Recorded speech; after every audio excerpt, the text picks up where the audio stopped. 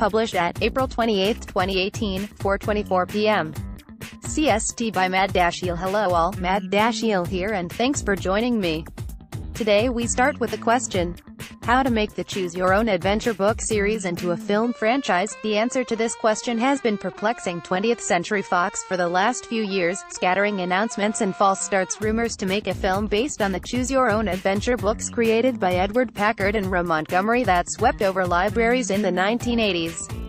It was not long before the books had a fandom that spiraled out into many alternate versions of stories with the same device that allowed readers to dictate their own adventures, be it an untimely demise or the seemingly endless other variations. More recently, news broke at the company's CinemaCon presentation in Las Vegas recently as executives announced that they have cut a deal with Kino Industries. The interactive film company is now working on developing an app that will bring the necessary element of the book's dusty pages to the big screens. Fox snapped up the rights from the publishers in Montgomery in 2013, leaving developers scratching their heads ever since.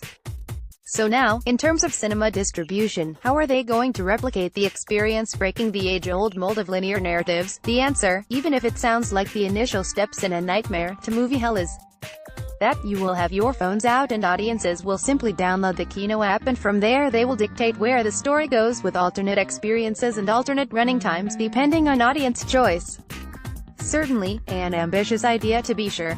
Producers John Davis and John Fox are still involved in the project, bringing game-changing, innovative technology to audiences and enhancing the cinematic experience has always been a cornerstone of the 20th Century Fox brand, and our next venture is the outstanding CTRL movie technology we are utilizing for Choose Your Own Adventure, Fox Domestic Distribution President Chris Aronson said.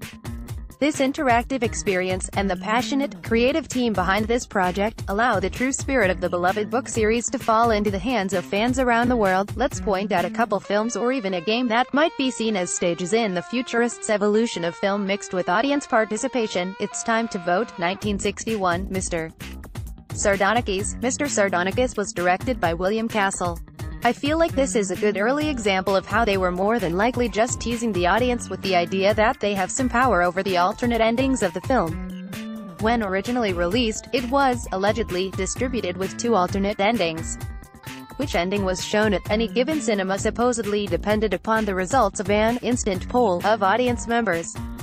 Only one ending is available in existing versions that are known, and it's worth mentioning the existence of the second is unconfirmed. 1981, Polyester. This sardonic comedy was directed, produced, and written by Pope of Trash himself, John Waters. The film stars Divine, Tab Hunter, Edith Messy, and Mink Stoll. This film featured a fun gimmick worth mentioning called Odorama, whereby viewers could tune more senses into what they saw on screens through a scratch-and-sniff card. 1985, Clue. Keeping with the nature of playing the classic board game, the theatrical releases included 3 alternate endings. Theaters received only one of the 3 endings. In the film's home video release, all 3 endings were included. Cult following aside, it did poorly at the box office. 2013, Beyond Two Souls. This is an interactive drama action-adventure video game. It stars Ellen Page, who possesses supernatural powers through a psychic link with Aiden, a shared spirit connected since early adolescence. Willem Dafoe lends his talents to the character Nathan Dawkins, a researcher in the Department of Paranormal Activity and Jodie's surrogate father figure. I bring this up because despite being a video game, Beyond Two Souls was premiered at the 2013 Tribeca Film Festival. The theater was full and David Cage, the game's writer and director, was in the front row with a PS3 controller in hand, presented the film, game, Mad Dashiell's Space for Rant. This topic is close to my heart as I have been observing its evolution through the years.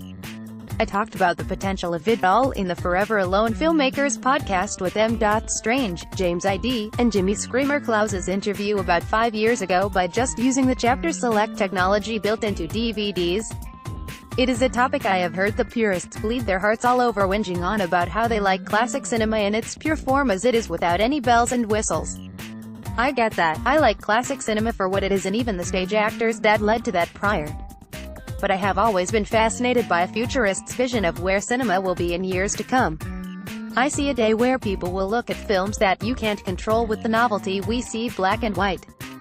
True film lovers love both, sure, but then there are those that will refuse to watch a black and white film just because they are put off by the idea of it being so dated. These people shouldn't be your friends. This new technology would possibly present problems with theaters' runtimes if the story lasted longer through choices. So the time should remain roughly the same in that case for now, I'm guessing. The idea of how much money they would make by repeated viewing of the same film is one reason I see this happening as soon as they can make it work. I am also reminded of Disney's Future World ride, where the passengers of the ride each select a different film to watch of the future. It cycles the most votes and boom, you see something different. So for that to evolve, theaters would have to do so similar. All the seats would have buttons to your right, sorry lefties, and through your random choice that your friend doesn't even know you made unless they are watching your hand, the film would cycle through the possibilities. That would cost everyone everywhere tons, but as things change, maybe one day. For now, I guess I see why they are going the phone app route, as they pioneer new tech waters. Today I love you with one of my favorite futurists film pioneer quotes, made by Alfred Hitchcock himself. The audience is like a giant organ that you and I are playing. At one moment we play this note on them and get this reaction, and then we play that chord and they react that way. And someday we won't even have to make a movie. There'll be electrodes implanted in their brains, and we'll just press different buttons and they'll go ooh and ah, and we'll frighten them. Won't that be wonderful? Mad Dashiell signing off. Art credit, Dulce Bracia.